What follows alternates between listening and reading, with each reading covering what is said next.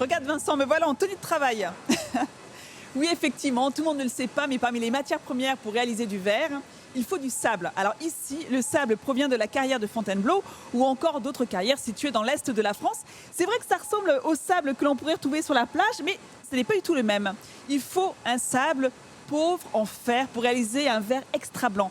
Mais avant de réaliser notre verre, il faut penser au moule. Alors justement, on va en parler avec Laurent qui est directeur de l'usine. Bonjour Laurent, alors racontez-nous comment est-ce qu'on fabrique un moule. Je crois que ça commence au bureau d'études ici. Oui, tout à fait. Le client nous amène une maquette de son projet. Nous fabriquons le plan sur la base de cette maquette en numérisant la maquette. Ensuite, nous travaillons la forme de l'ébauche avec notre savoir-faire pour pouvoir atteindre les répartitions de verre que le client a demandé. Alors en parlant d'ébauche, justement, regardez, il y en a un là, un moule. C'est ça dont vous parliez à l'instant. Voilà. Ici, nous avons donc un moule ébaucheur dans lequel une goutte va rentrer et nous allons former une première bulle avant le transfert de cette ébauche qui va se situer ici vers le moule finisseur dans lequel nous allons finir avec un soufflage final pour obtenir la forme finale.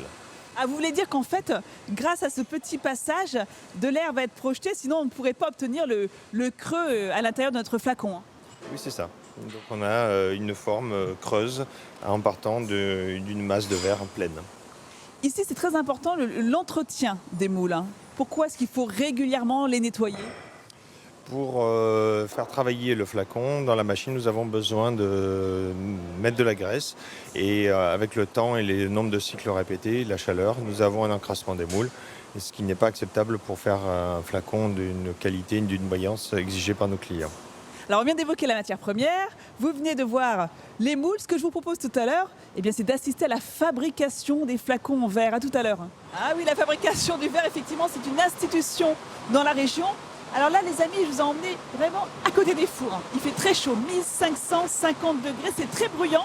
Ce que je vous propose, c'est d'aller à l'intérieur du poste de supervision des fours pour pouvoir justement échanger avec Laurent, parce que vraiment là, c'est quand même compliqué. Venez. Ah, on respire ici. Et en plus, on a le droit de retirer les lunettes de sécurité et les bouchons pour les oreilles. C'est quand même mieux pour s'écouter. Alors, Laurent, expliquez-nous. Alors, c'est d'ici que vous pouvez surveiller donc les fours. Quelles sont les grandes étapes de fabrication de ces flacons à partir du mélange de la matière première?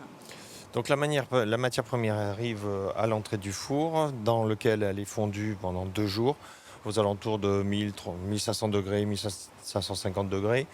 À la sortie du four, le verre est très liquide et n'est pas utilisable pour faire une goutte, exploitable pour faire une ébauche. Donc, pour faire une goutte, c'est-à-dire qu'il faut l'épaissir. Voilà, il faut la descendre en température, le verre va s'épaissir et on va pouvoir faire une goutte d'une forme définie en longueur et en température pour pouvoir le travailler et faire le flacon en 6 secondes. En 6 secondes, c'est quand même incroyable, 6 secondes, alors que c'est parce que c'est automatisé, justement. Oui, tout à fait, c'est automatisé, tout se fait de façon automatique jusqu'à la mise à l'arche dans laquelle on va recuire le flacon en 3/4 d'heure jusqu'à 1h30. C'est-à-dire que ça n'avait pas été automatisé, enfin en tout cas à l'époque, il fallait compter en moyenne 300 flacons par jour. Donc une fois que notre flacon sort de son moule, il est recuit une seconde fois, c'est ça? Voilà, il est recuit pour enlever toutes les tensions qui sont liées à la fabrication, la descente rapide dans la machine. La descente en température est trop brutale pour le matériau.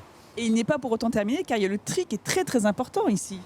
En effet, à la sortie de l'arche, nous avons encore une opération de tri qui est restée manuelle et nous avons fait ce choix-là pour atteindre les niveaux de qualité exigés par nos clients.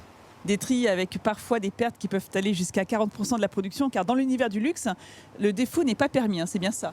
Oui, et la complexité est élevée. Donc je pense que désormais, vous regarderez les flacons de vos parfums différemment.